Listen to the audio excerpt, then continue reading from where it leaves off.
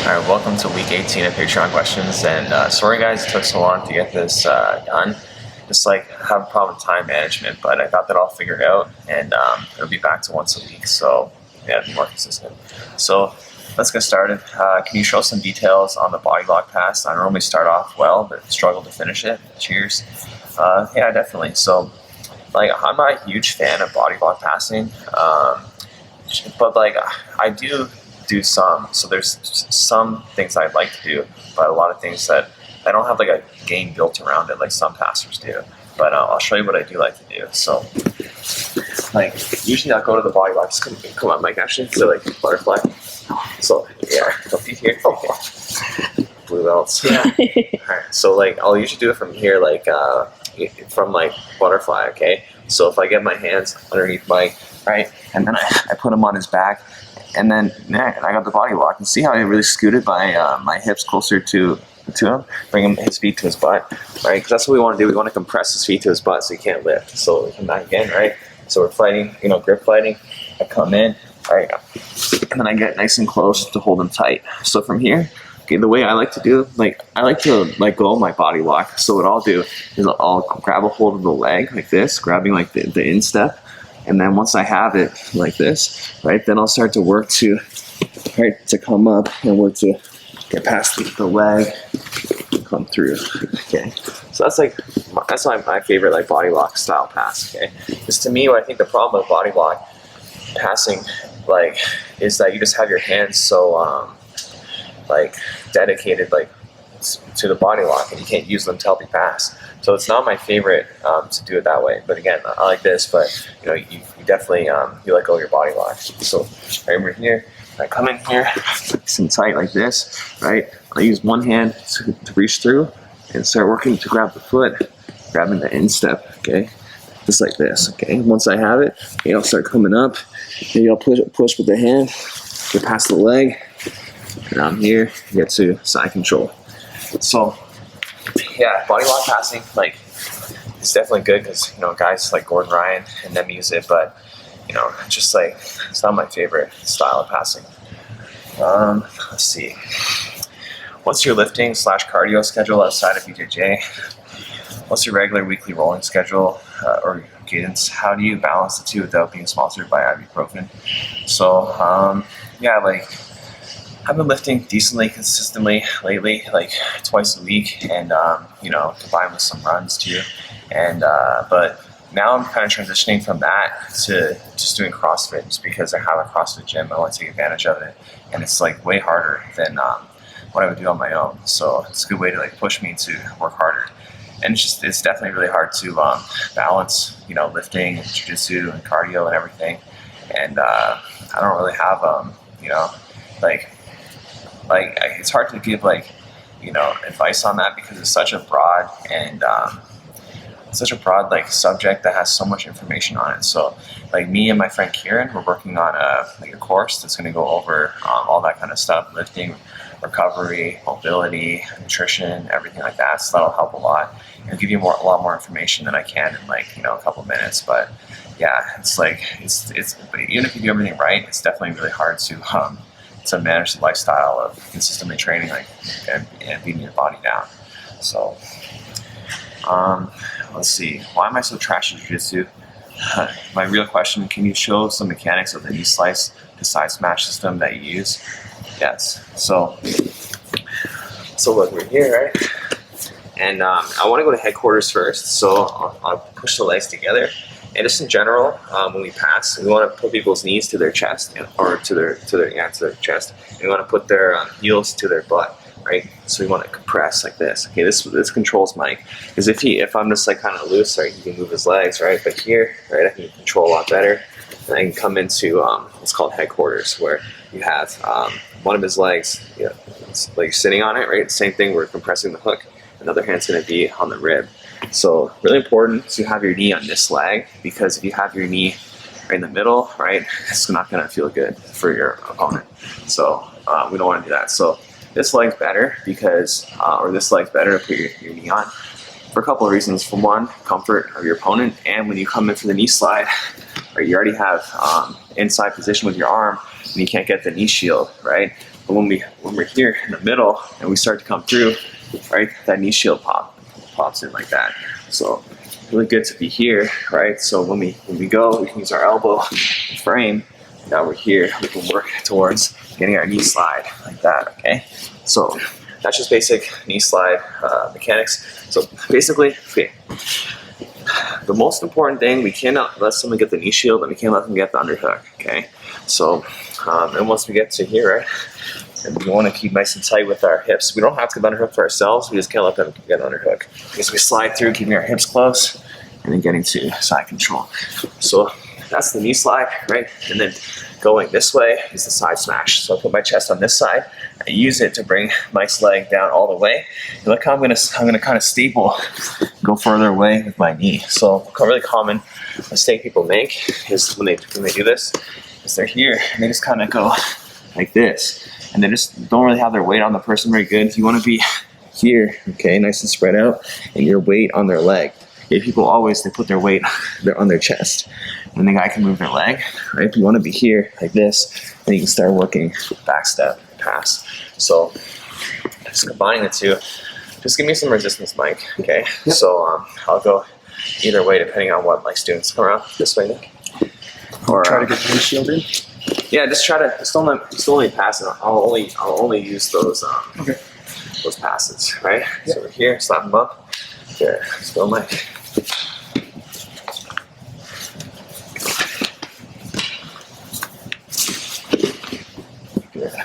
So let's do it again.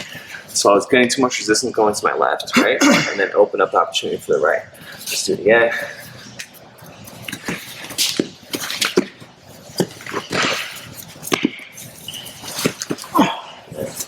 So that time I wanted the knee slide. So I really sold going to the side smash. So I could go knee slide. Let's do it one more time. It's gonna be a good workout. Yeah. Okay.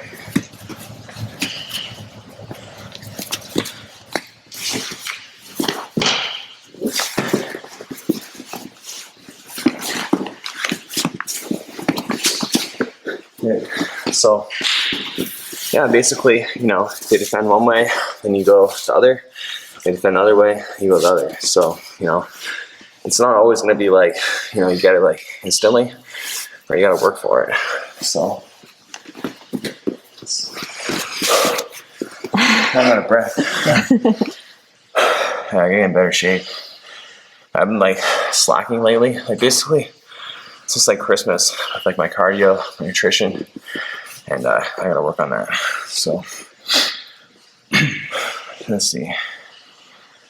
If I have back control, my rolling partner's defending, I can rarely do anything. If they have a 2-on-1 grip on my choking arm, what can I do? I usually try to use the other arm, but then they close down the space between the chin and neck. I feel like there's nothing I can do. They eventually escape. So I'll take it back.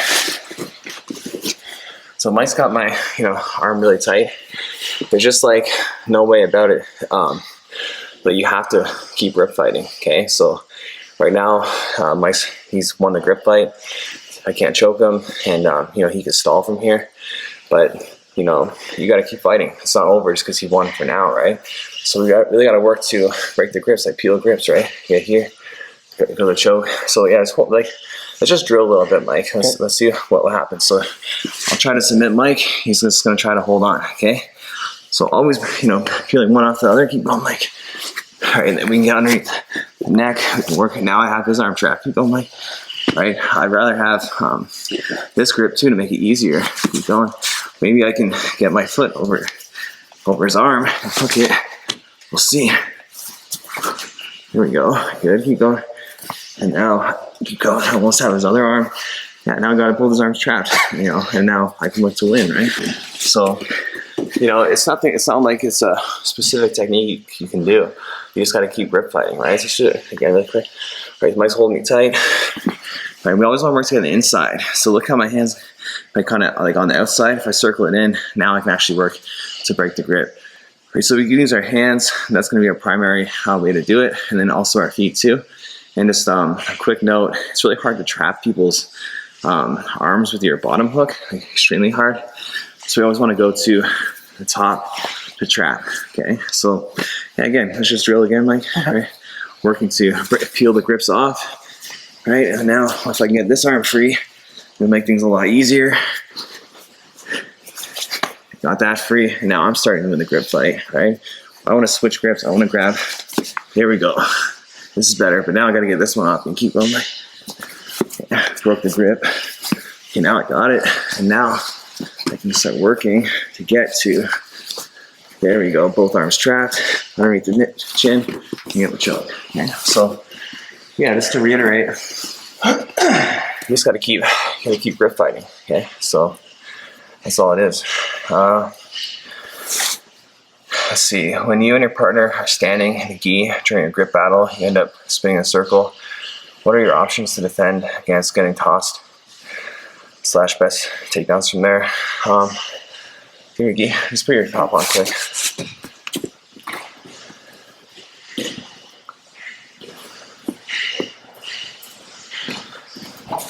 So I can stand on there. Yeah, so like, first off, okay, like, hold on, I was wondering your question one more time.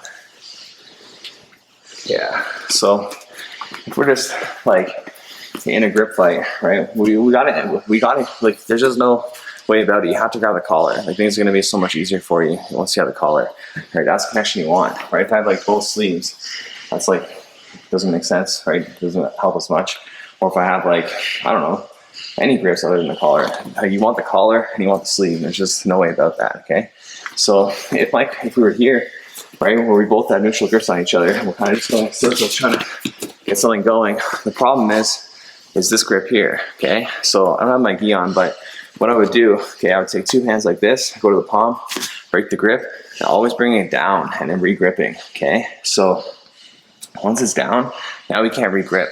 So the problem, or yeah, the mistake people make is they break the grip, they're here, boom, break the grip, and then they just grab again, and the person grabs their collar again, right? So just, yeah, hold the material here, right? So like, you gotta go to the palm, hand on the palm, and you gotta turn your body, break the grip, hand comes down, and then you grab the collar, okay? So from here, if that type of situation keeps happening where, you know, you're spinning, okay? You can use your foot or your sweep up to get the foot sweep on the guy. But if you had a grip on me, right, we're here, right, I guarantee you, you're never gonna get that foot sweep because he can still control you and your angle, right? So like a foot sweep, you need to get an angle on the guy. So I need Mike here beside me, and then I can get that, right? But if he had a grip on me, he would just circle and be here. There's no way I can get that grip, that foot. So, you know, it's all about grip fighting. So we have to break the grip and get our dominant grips before we attack, okay? And if you're having problems just getting grips in general, right? Like, you can fight harder. There's only magic technique to take the grips. We gotta be aware of our collar, aware of his hands, and boom, now I have it, okay? So it all starts with the hand fight, right? You'll be fighting for grips. I see how I'm controlling Mike's hands right now. If you were to grab my hands, right, and he's controlling me, right, I would need to circle and take a grip on him, right? So, yeah, win the grip fight. Make sure you have the collar and sleeve, and with his sleeve not, or his hand not grabbing you. And then you can do all sorts of different takedowns. Like, this is what opens up, like, ankle picks, right? I pull forward, ankle picks. It opens up the sotogari, right? But none of those things are possible, or they're very unlikely against someone good if they have the collar grip on you. So yeah, you have to break that grip. There's no way about it, okay? Or prevent it. You gotta prevent the grip. Let's see. Can you show the knee tap? Can you show the knee tap off of this example? When this happens to me, I go for the knee tap. I think my placement is too high or something. Yeah, so I need to take a knee off. So, you know, if we're here, just spinning, right? It can open up the knee tap, but so it's the same exact thing though, right? Like here, like this, we have neutral grips. So we both have each other's heads. We both have each other's arms on the outside. So we need the arms on the inside. So we got to go to here like this. This is where we want to be. So right now I'm winning the grip fight, and we still keep circling. All right, well then I can go right to knee tap and get the takedown. Okay, or it's the same thing if I've got an underhook on Mike. Right, if he's here, right, it's hard to get it's hard to get anything going, right? We got to get to the inside. We got to get to here, right? We get double underhooks, that's good. Well, if I get to here, blocking his arm from taking underhook on me, well now, right, I can step this way. As he steps, right now I can go knee tap, okay? And let's just slowly, let's show the knee tap slowly too, right? So look, again, I have my arm on the inside. This is so much different from this. You can still get knee taps, but they're more unlikely to happen easily, right? So again, we gotta be here, okay? We always gotta be on inside position. Now for the knee tap, right, you're just gonna place your hand here, and you're gonna walk past them. You're gonna turn your arms like this, like a steering wheel, and walk past. So in my judo, it's called kazushi, where you off balance the person, and you turn your arms like a steering wheel. Same thing, okay? So if I was just tapping here, probably not going anywhere. It's a rotation of my arms. So I rotate like this, step past them, and get the knee tap, okay? But again, all these takedowns are dependent on winning the grip fight, right? So if we're here, neutral, right? Maybe we keep fighting on it, right? We're circling. Okay, now I got a good position. Knee tap, right? So wait to do your attacks until you win the grip fight, and just be focused on always winning the grip fight, right? So a lot of times people will try techniques, and especially in the stand-up, they'll try them without winning the grip fight first, and then they don't get them, and they think that they're either not good at that technique or the technique doesn't work very good, right? But it's not those things at all. It's just you're just not winning the grip fight first. You're getting too greedy. It's like, I want the takedown, but I don't want to do the work to get the good grips, right? So we gotta avoid that.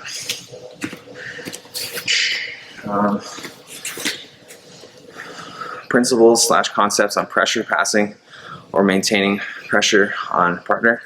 Yeah, so it's a little tough just because pressure passing can mean like there's so many different pressure passes. Like, you know, like a knee slide can be a pressure pass if you do it slowly, or it can be a speed pass if you do it fast. And you know, passing half guard, I consider that pressure passing. So it just depends, you know, what kind of pressure passing you're doing. But just in general, what we want to do is like to pressure someone good is bring their knees to their chest, okay? So if it's like a double under, that's what you want to do. So we'll use double under as an example, and I'll show you how to do it in general. So it's I would say it's like the most obvious pressure pass. Like it's pure pressure. It's not speed. It's a pressure pass, okay? So if I'm going like double under pass, right? I want to put Mike's knees to his chest. I want to get his butt off the ground, okay? Because when his butt's on the ground, or if it's here, he can move and he can deflect my weight. But once I get my feet up like this, his butt off the mat, now the pressure starts, and I can use my hand too to keep his butt in the air. So now look, I'm bringing his knees to his chest. This is pressure. This is like, doesn't feel good. It's not good. Exactly. And now we can move to the side and then use pressure to get him to move his legs for us. Okay, we don't want to use our arms. We want to use pressure. Okay, so it's really important to keep the butt up. Okay, so look, I get his butt in the air by putting my weight forward, getting my knees off the mat, and then you got to use your hand to keep it up. Okay, so try to shrimp back, try to shoulder walk out. Right, very hard. Try to shoulder walk out now. It's a lot easier. So we got to be here, keeping his butt in the air, and now get our angle, kind of just smear our weight onto the guy, and then then he can't escape, he can't do nothing. Okay, so you know, in that case, we're like we're really controlling the hips, and like an over under has to be very similar, where we're controlling the hips. So we're here. Actually, I'll change the angle so I can still talk. All right, so this is an over-under pass. Same thing. We're going to the hips, right? And then that's where I'm controlling. I'm pushing my weight downwards. Okay, go this side, Nick. So let me talk. Right, I'm putting my weight down, like I'm leaning into him. If I'm just here, knees on the mat, then my weight's on my knees, right? I'm gonna be pressing into him, and then now back step, and all sorts of stuff. So turn on my. So those are two like pure pressure passes. But then like half guard passing is pressure too, you know. But half guard is like you're controlling the hips and the upper body, so it's very different. So we gotta do the same, it's a similar thing, right? We're here, right? Control the upper body, control the hips, and start working, right, to get your knee slide or whatever style of pass you want to do. But now we really got to focus on controlling here, whereas like some of the other passes are just controlling the hips. So it's like just different styles of pressure passing, different techniques you can use. So those are just some tips, but it's such a broad category of passes. So how to escape a knee bar or pointers to prevent the submission attempt. So you just gotta clear the knee line, and in 99% of cases we do that by using our other foot. So by pushing off and prying. So here, where do you want to enter the knee bar from? Half guard. So I'm here, right? Mike enters the knee bar right away. Okay, what I want to do is I want to change my angle, right? So if my leg is completely in line with Mike, right, then you can extend it, right? But if I just change the angle like this, okay, now I've already improved position. So now if he goes to extend, right, now it can start coming up a lot easier, and he just doesn't have the angle as much, right? So here, right, he's in a good position, right? But as soon as I just turn my hips a little bit, I just bought so much time for myself, right? And then, so if he goes to extend here, right, I want to use my other foot, start pushing his butt away and escaping, okay? So it's all about the foot and the butt. It's like, that's going to save you 99% of the time. It's just, you got to put yourself in a position where you're relatively safe, okay, by changing your angle and then using your foot and the butt to actually escape. And, because you got to think if something's stuck, you got to pry it out. And in that case, your leg is stuck. So we pry it out by using our foot because it's the closest thing. And it's like, if I push my hand, I can only push it so far. My foot can really push the guy's butt far away. So, a lot of these things end up being like pretty like simple in the way, in the answer itself. It's like, push the butt with your foot. That's like literally 99% of escaping a knee bar. And then definitely changing your angle helps, and fighting the grips too, right? So let's just go to that really quick. So if Mike has you guys go knee bar on me for the side move. Yeah, right. So right, if I'm here and I can come up, right, now I can work to fight Mike's grip. So here, this one's already pretty deep, so you gotta try to work on this one, right? So if you can't, if you can't grip me, then you can't attack me, right? And once I'm ready, like once I'm here controlling the grip, change my angle, and then start working, right, to get my knee out. So yeah, it's really important to grip fight if you have to, but ideally, you'll be able to get out before that, okay, by pushing on the butt. So I think like grip fighting, when it comes to leg locks, that's more like a last ditch effort, and it's kind of like an uphill battle in a way, where it's like the guy's got you in a really good spot. It's almost like your back's taken and now you're just fighting to not let the guy get underneath your chin. Very similar to that. It's like, your prevention should have been stopping the guy from taking your back in general. And same thing with this. You want to prevent them from controlling your leg, and we do that by pushing on the butt with our foot. And then only fight the grips if we absolutely have to, right? Because it's a losing battle. Like, you're in a crap position, and they can win the grip battle if you lose a grip battle, obviously, right? So they win. So let's see, escaping a high side mount halfway between side mount and north-south, it can be extra challenging. And wondering if you have any particular escape strategies when people are rotated more towards the head.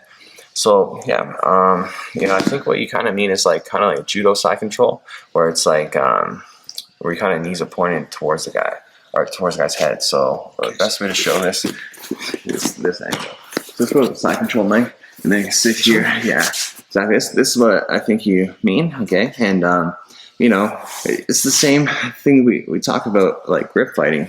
So like here, my right arm's in a really bad spot. If my elbow is on his hips, then it's separated from my body, not good at all, okay? So what we want to do is we want to drop our elbow down here, and I'm in a much safer position already.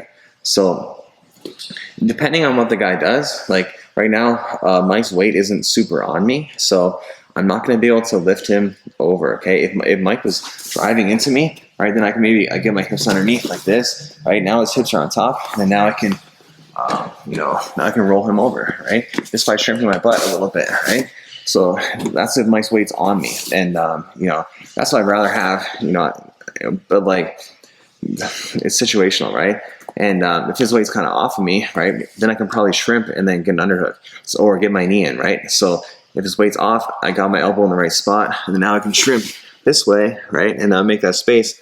I can go underhook into my knees, or I could shoot my knee in here, and then, or if maybe possibly I can get an arm bar, but it's probably more like unlikely. But as long as you can get the bottom knee in, right, then you can start working to get to your guard and be in a more safe position, right?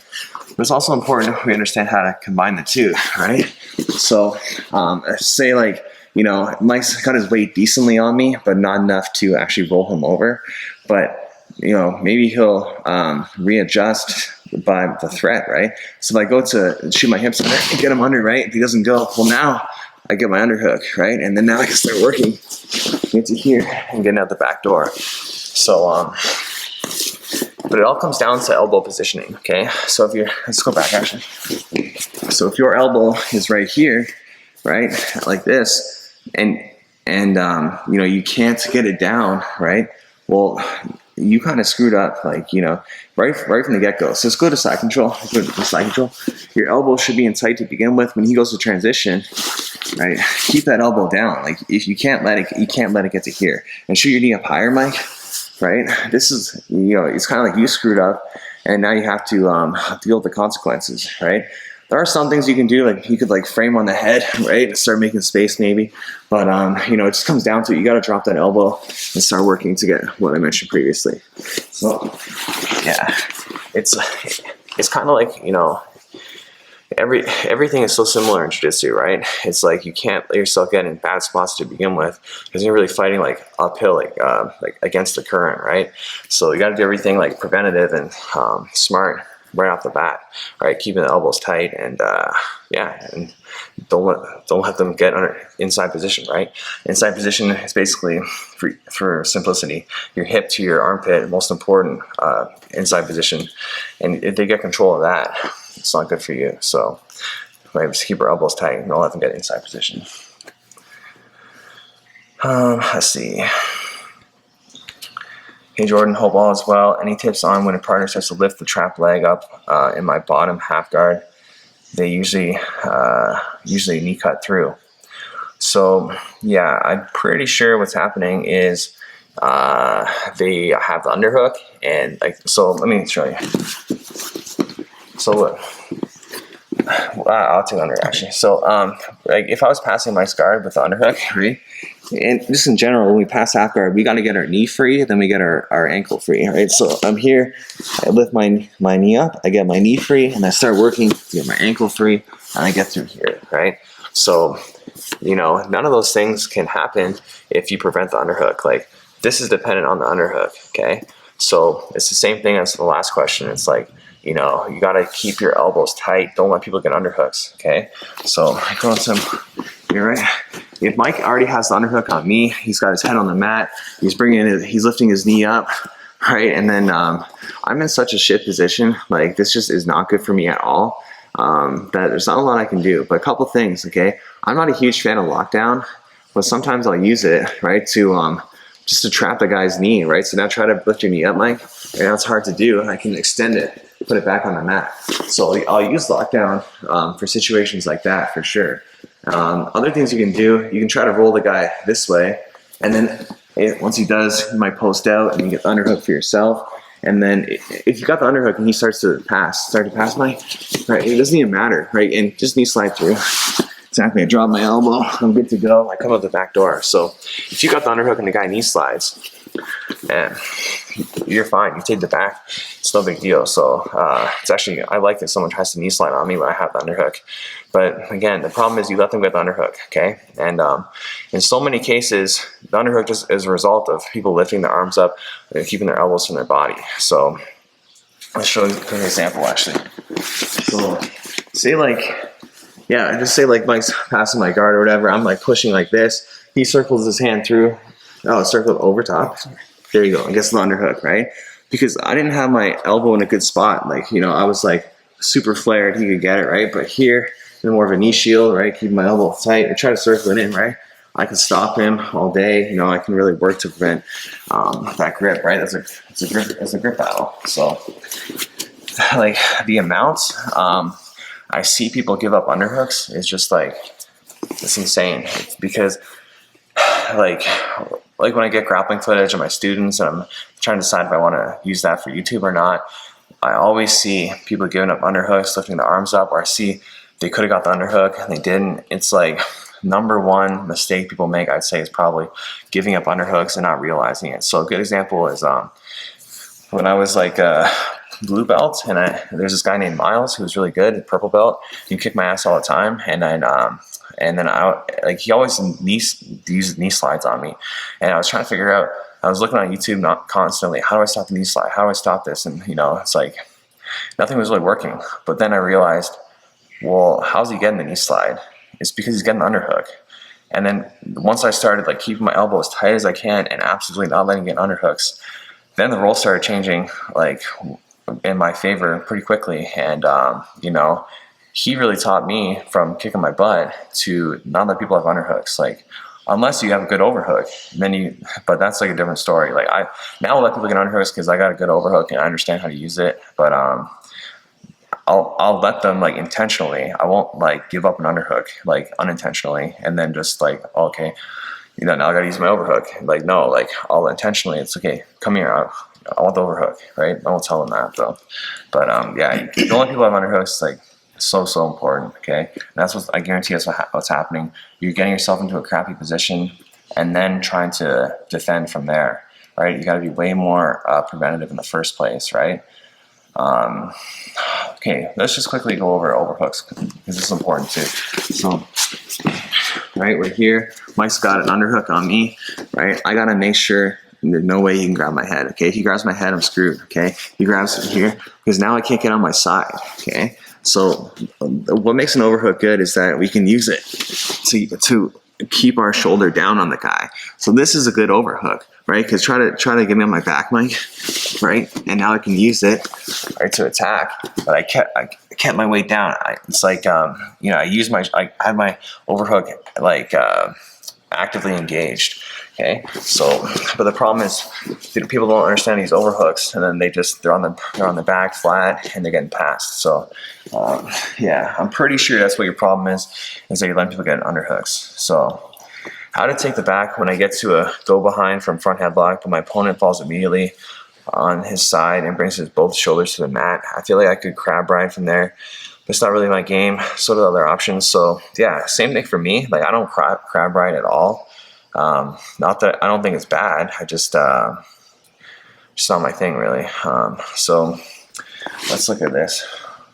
So let's go down there. Go to turtle and turn this way. So look, yeah, you're going to here, right? And when you're going to take the back, the guy as you're coming through, he starts going to his back, right? He starts turning this way, right? Which is a good counter from your opponent, right? So if someone starts to do that, we got to beat them, like so look, let's watch. Just do it without me. Just doing a sit out. So look, sorry, just wait though. So see how his back's exposed, right? We can take his back. As he starts to sit out, yeah, he starts sitting out. Look what happens. Keep going. His back goes to the mat. It's hidden on the mat. So now we can't take his back and go flat.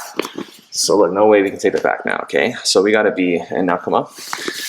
We got to beat him to the punch. Okay, so we're here like this. Come around, and as he starts to go, right here, we beat him to the punch. So, you know, Jiu-Jitsu, like, in an ideal world, we never have to use strength, never have to use speed, but, you know, it's not the world we live in. So you got to use strength and speed sometimes, okay? So this would be a great example of you got to use speed, okay? So let's just do a slow motion, right? So first off, when you're taking someone's back from front headlock, everyone should know this. I want to tell everyone this, that's why I'm mentioning it. It's like you got to make sure they can't grab your leg. So we block the arm. So because if I start to come around and I have the arm block, he's gonna grab my leg or this leg, right? And such a common mistake people make, so common.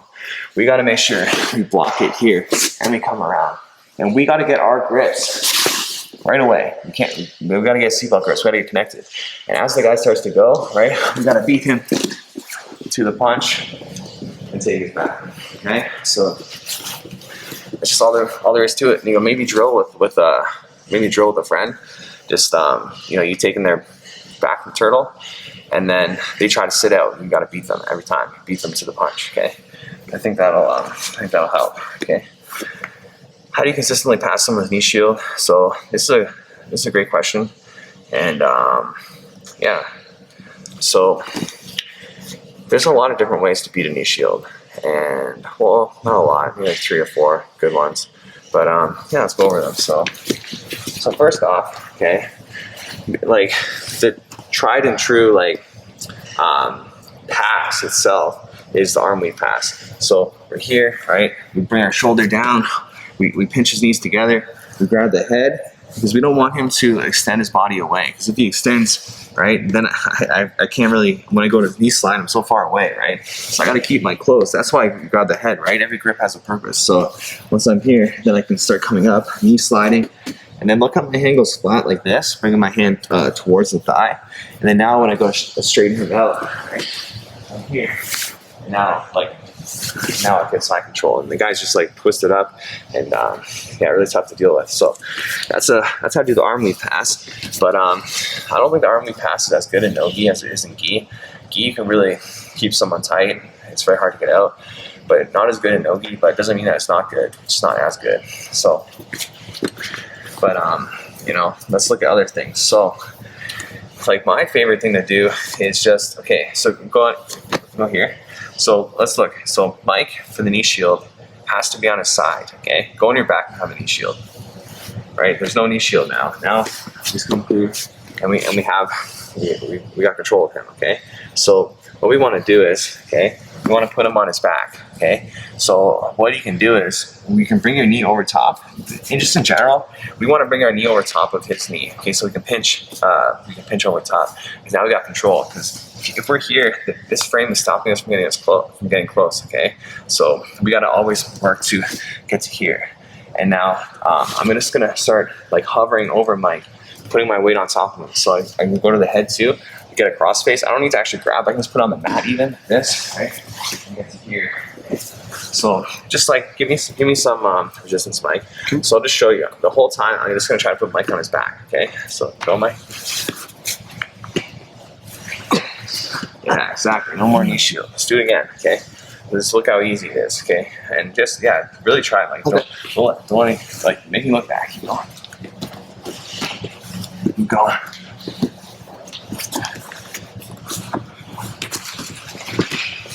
Right, now we're past. So yeah, we got to put people on their backs. So again, just leaning into them and yeah, getting rid of that knee shield. So that's all there really is to it. Like those, I would say that's like my favorite way to deal with it, and that works like all the time. So, but if I couldn't get that going, I'd probably go arm weave pass. And actually, let's do one more thing. Actually, another good thing. So this is better. Like, well, first off, nothing's stopping you from standing up, okay? People forget that. All I gotta do here, stand up. I can work to pass, right, from the outside, or start to come in again, but this time I have inside position of my arm, okay? So you're not stuck here. You don't have to stay here and deal with this knee shield, right?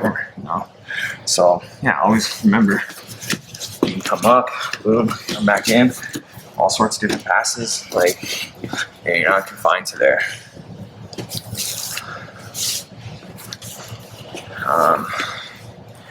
Can you show some entries to X guard? Yeah. So there's like, I'll show you my like favorites, I guess. Okay, so let's go. Go with my versatile riva. So first off, one I really like is when the other guy screws up and steps too close. So if I'm in like reverse del hiva and the guy steps his leg too far this way exactly, then I can underhook it, right? Shoot my hips underneath, start working, right, to get underneath them and get my X guard. So back. So this is a mistake on Mike's part if you were to do that. If I'm here playing this guard, he steps over, right? Boom, I shoot my hips underneath, right? Adjust my grips, And now work to get my shoulder underneath his leg and grab hold of his knee. And from here, right, we have all guard sweeps available. So that's one that's like situational, and I'll always take advantage of that when I see it. And but like that's more of like a reactive entry, and one I'll like I'll do as like a, I don't know, one I'll force, I guess, and not just react to it. Go to half guard. Is if I'm here, I'll put my butterfly hook in like this, and then I'll underhook the leg, and I'll push by the armpit, shooting my hips underneath. And now, like the point of the hand and the armpit is I want to push my weight off of me. I'm gonna push it over here, right? So I start to come up, or start to get my X guard here. And then now, if he's leaning that way, that would be we have sweeps available that way. If he postures up, right, we can go underneath. Actually, go back down like here. What I would do from here is I would stretch the guy out, foot on the leg, start working. Your tentacle stand up, and yeah. So all X guard attacks are really based off of your opponent's reaction, where they're putting their weight, where they're putting their grips, and you know, some other positions are sometimes not like that. You can dictate more what you want to do, but X guard is more like what you're doing is dictated off what they're doing. So those are my favorite entries, and there's other entries that I think are just lower percentage that aren't even really worth mentioning. Well, for example, like from butterfly guard. So like you can do this. Like it's just like how often will you get it? Probably not super often, right? So we get double underhooks. We pull the guy in, lift him up, get underneath, get to here, right? So like, no, that's an entry. But again, it's like, it's not very common. It's just like, it's hard to get double underhooks with someone, and it's hard to pull them forward that much. But yeah, it's not terrible. The other two are like ones I use on a consistent basis. And if you watch the roll I did with Simon, it's called Black Belt Beats Up Blue Belt for your entertainment and enjoyment. I do that exact X guard entry on him. I got another video where I do it. Oh, the one with Lee, the first white belt mistakes video, I also do that X guard entry. Tips for visiting other gyms. So yeah, like you know, people are always going to try to beat you up. It's just the way it is. Like, you know, they gotta like show you that their gym is good, and that's what kind of sucks for, you know, some people.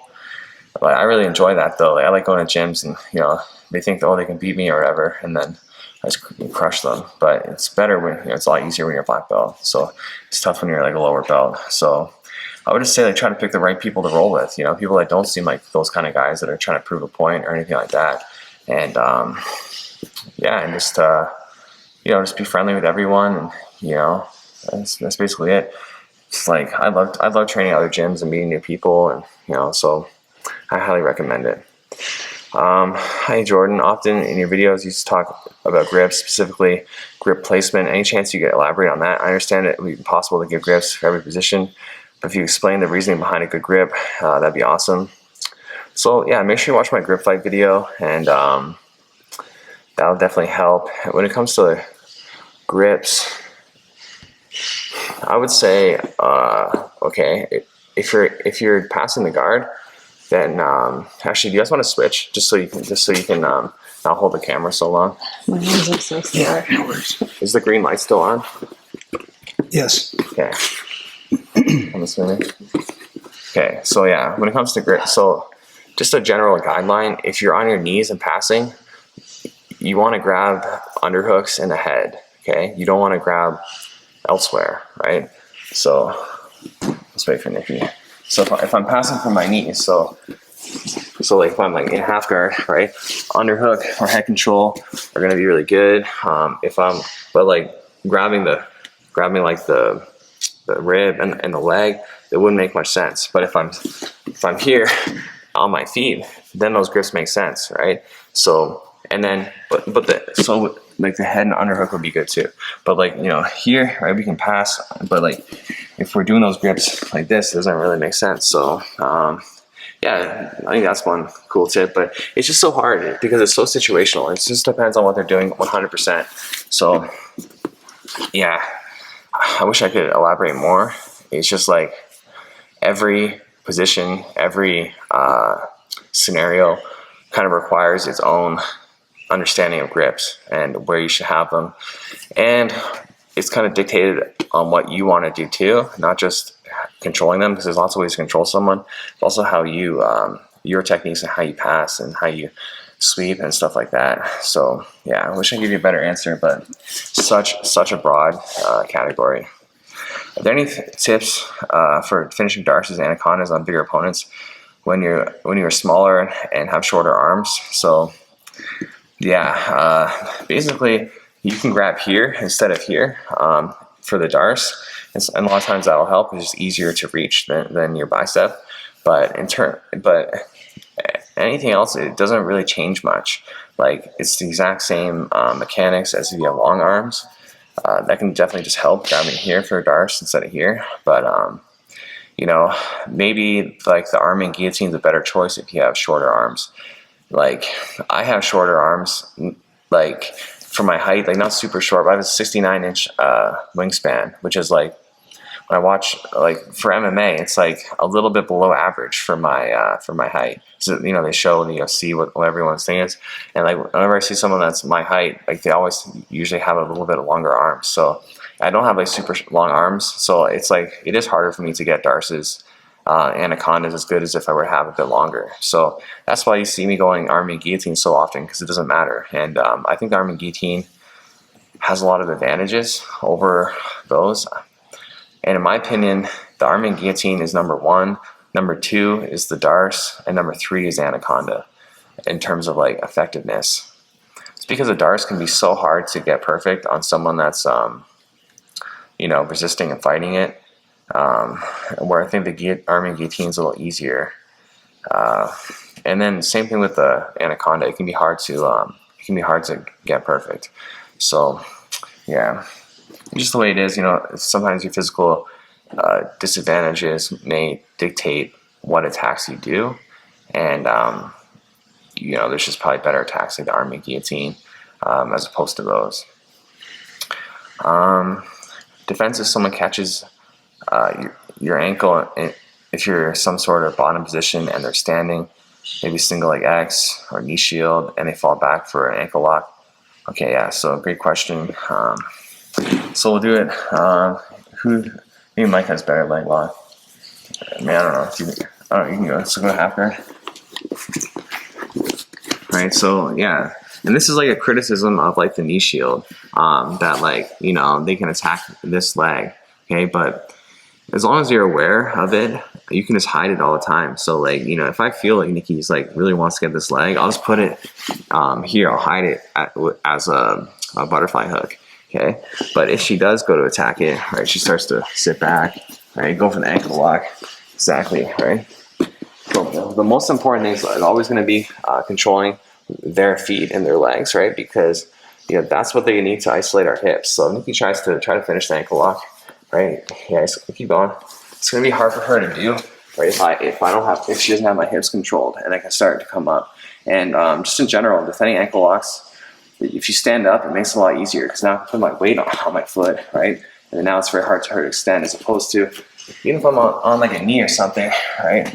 Yeah, here it's like she can get it, right? But here, keep going, Nick. All right, if I come to standing position, right, then I don't have to worry about it as much. So as someone goes to attack your legs, right, just control their legs. So we're here, right? She starts to attack it, right?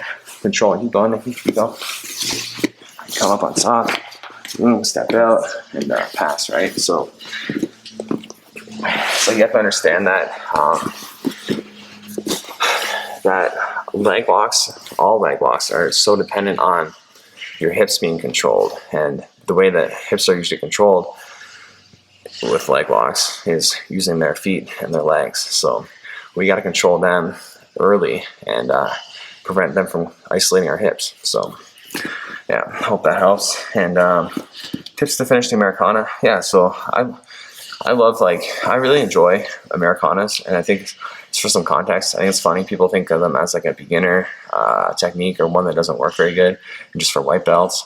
But I think it's the exact opposite. It's like white belts are shown Americanas because they're easy for them to learn, like, but they're very hard for them to pull off when they don't do them right. And a lot of like higher belts, like especially like purple belt, like know-it-alls. Like purple belts are the worst for thinking they know everything, and blue belts too. I hate blue belts, and no, I hate purple belts mostly.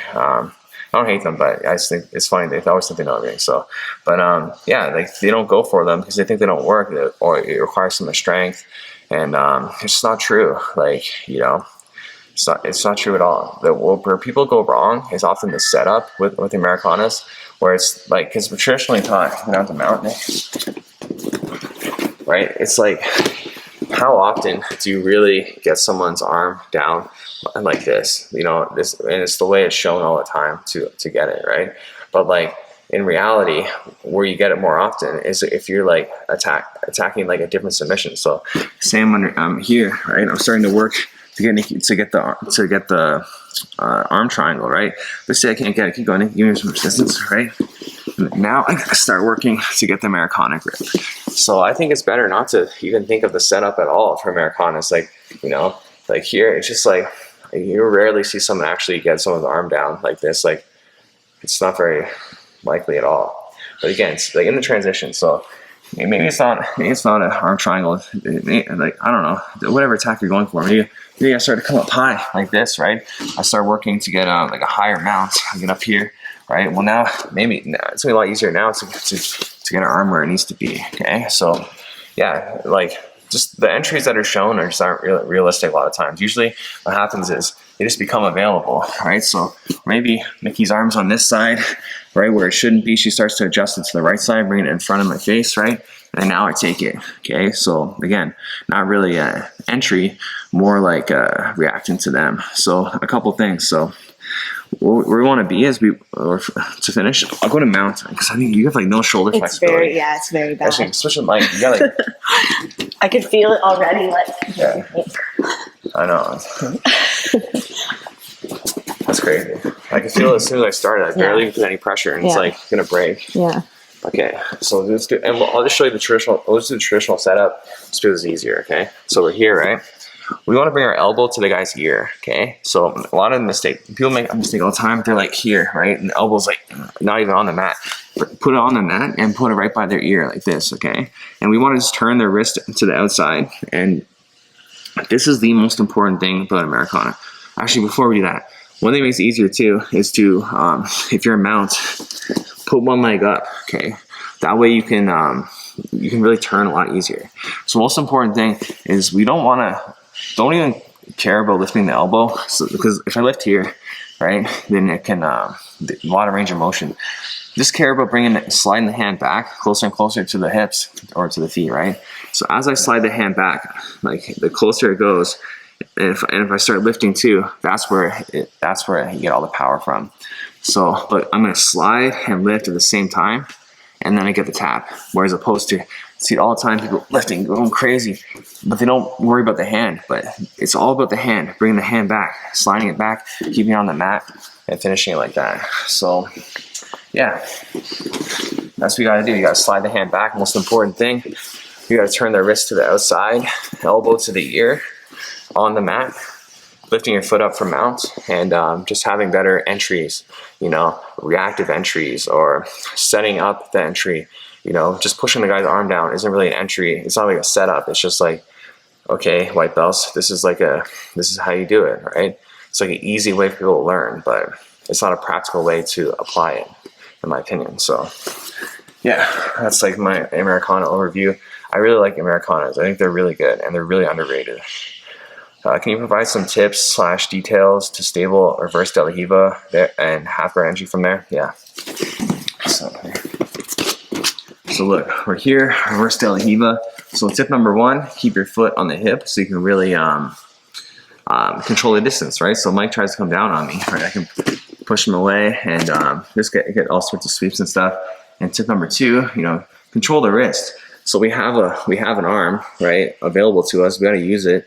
Right? Even if like grabbing his wrist, what does it really do for me in terms of like attacking? Because it's gonna be hard to sweep him that way, but it's gonna at least stop him from doing things he wants to do to me, right? So I want to control his wrist, okay?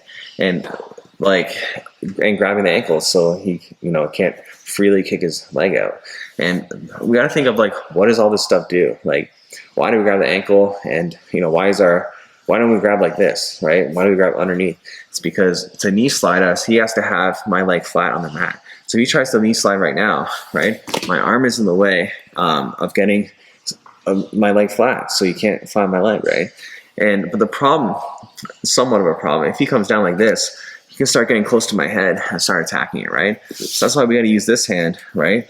If he starts threatening, I take it from here to here, use this hand to stop. But if it's really becoming a threat, then I'll go here, okay? But if he tries to knee slide now, well, now maybe I get the underhook and then I'm good to go, right? So it's like you can't have it in your head. You have to like keep your grips no matter what, and you can't change them, right? It's like these are good grips for when the guy's kind of far away. You can get like tripod sweeps and stuff. But as soon as the guy comes close, right? All right, just come down. Yeah, exactly. Then you got to use the other hand to keep him away. And if I wanted to like get like invert, I would go to this type of grip, right? Coming through, kiss of the dragon, or right leg lock entries. So yeah, I mean your grips will be dependent on what's happening. So I really like reverse leg. Actually, come back and show the half guard entry. So I really like reverse del hiva because it's like a stand up half guard, and I like to go to half guard from here a lot of times. So all I'll do is so I can take my grips off, I'll control them, whatever. I'll just make room for me to put my shin on his shin, and now I just kind of extend. Right, and put them right into the half guard, and I can play my game. So it's such an easy thing to do, but really effective. But just say I can't. It's like I can't like get his leg over there. Well, I can also use this as a butterfly hook, so I can sweep him right forward. This is if it's a butterfly sweep, but we're on the shin instead of the thigh. So yeah, I'm a big fan of butterfly guard, or not butterfly. I am that too, but reverse del hiva. Come on.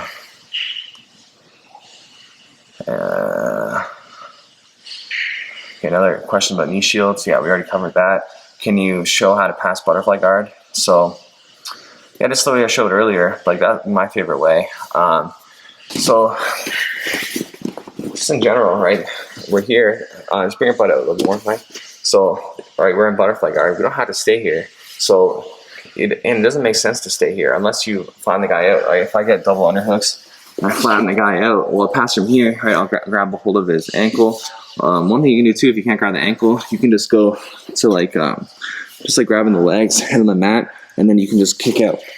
Boom, and like that. Like, that's one cool thing. But just in general, like you don't have to pressure pass him here, right? There's nothing stopping you from coming up, right, and just passing with him on his back, which is going to be easier, right? Going to the headquarters, knee slide, everything like that. So, yeah, I think some positions people forget they can just stand up from, and yeah, you don't have to be able to pass the butterfly guard.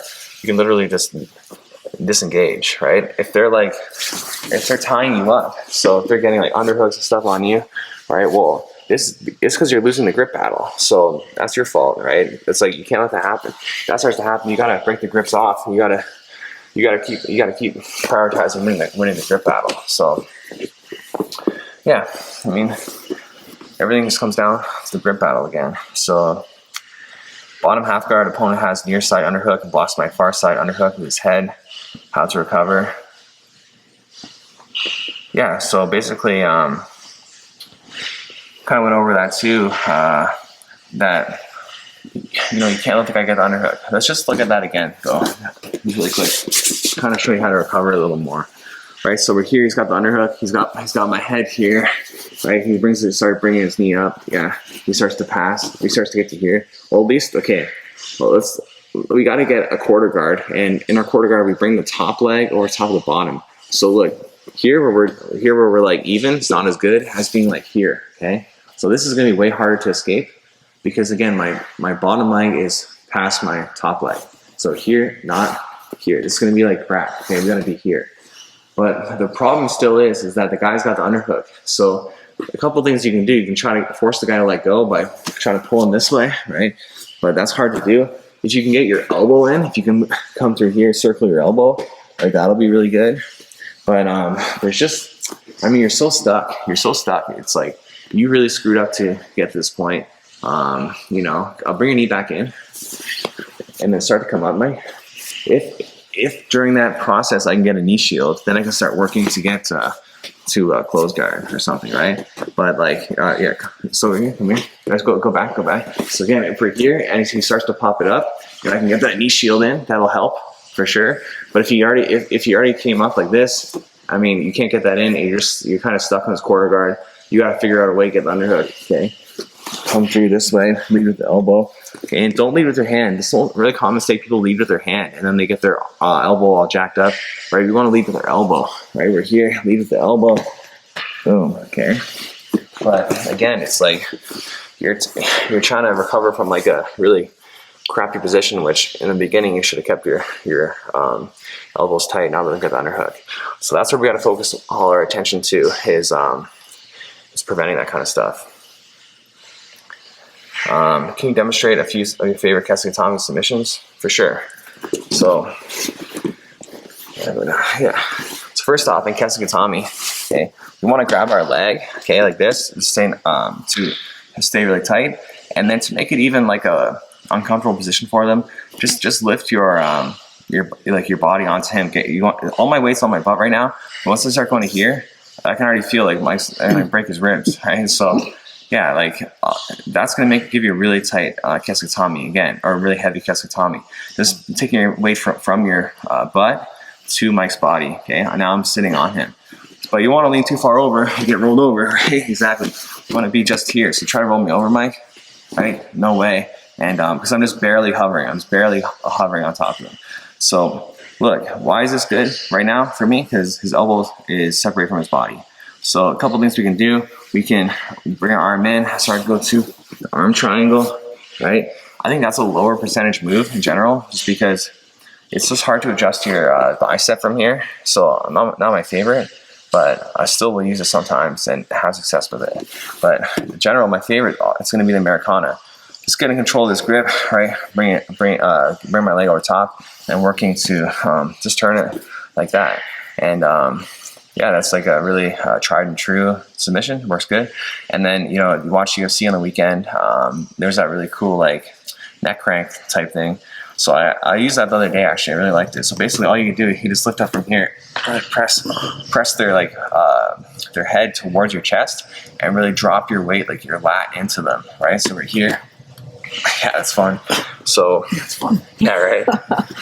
So that's a good one too. And yeah, it's one I didn't really use before. So I saw it just on the weekend, and it's kind of like a dick move, right? But it's okay, right? It's like it's not that bad, especially if you can tap, right? It's because people think that like pain moves are dick moves, but we're doing a combat sport. So if you feel some pain once in a while, I mean, we're not playing checkers, we're not playing ballet, you know what I mean? It's going to hurt once in a while. And sometimes people forget that. And I'm not one of those guys that are like, Jiu-Jitsu, like, used to be brutal. Now it's like, watered down. Everyone's like a pansy or whatever. I don't think like that at all. But I think that there should be a balance between an understanding of we are doing a combat sport. You're going to feel pain sometimes. You're going to, get a bloody lip sometimes. You're going to get hit in the face sometimes. You just kind of have to accept that. And, yeah, and just like, submissions should be like that a little more too. Just in my opinion, like, like a pain technique like that, if I'm not hurting the guy, injuring him, why can't he just tap and, it not be a big deal? But I guarantee if you do that to some people, they're going to get mad at you. And, but again, there's nothing wrong with it. But some techniques are dick moves that are more like, that are just pure pain. And like, for example, like like the one where you grind to get underneath this person's neck, yeah, like that's kind of a dick move. But it's pain too. But I don't know why it's different. It's just different. Maybe because there's just so many different, more technical options you can do from there, right? To get underneath the guy's neck, and then you're just giving the guy pain and being a dick, kind of. But yeah, I kind of went off on a tangent there. But yeah, so that's it for the Patreon questions. Again, guys, sorry about the delay. I've changed my schedule, so now our twins are going to get babysat twice a week, or daycare. They're going to be daycare twice a week instead of once a week. So now I'll have a dedicated day to filming, which we're always lacking before. So it's really hard to find time to film the Patreon questions or to film YouTube videos. Just in general, it's really hard to find time when you have 3 kids. So I'm glad we kind of figured it out. And now the YouTube channel and everything, the Patreon, just be getting better and better and better. So thanks for sticking around. It's the end of the video. This is a long one, and I promise I'll be much quicker on the next one. All right.